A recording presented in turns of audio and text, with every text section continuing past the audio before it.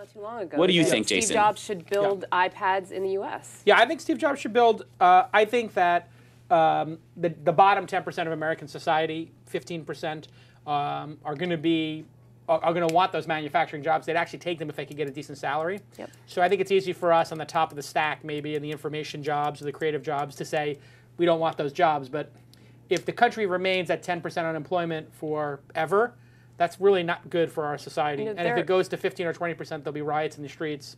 Statistically, that happens when you get 20%. I'm not in favor of 10% unemployment or I'm not in favor of unemployment. I'm saying the solution isn't to find a way to bring back more of the manufacturing jobs here and have Foxconn build a factory in the U.S. The solution is to say, how do we get more companies to innovate and to hire the way that Apple has and to bring new things to life? And I don't want more stuff in the world. James, what do you think, James? Yeah, James. I mean, we hear about outsourcing and the bottom 20% of American workers.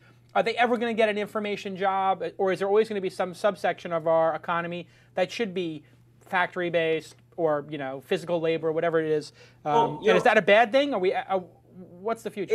It's both bad and good. We're transitioning, and it's a long transition into a global economy. So, for instance, my last 2 companies that I've started, I outsourced to India. I will never, ever outsource to India again. Now it's too expensive, and the quality is crap. So now I would insource back to the U.S. And we're going to start seeing this transition until it all works out. Jobs will get lost, jobs will get created, and eventually we'll figure it out. We might not get back to 4% unemployment, but we're going to get back to 6% unemployment, certainly with current stimulus. As far as the Foxconn jobs, all those guys are committing suicide. So I'd rather that happening in China than happening in the U.S.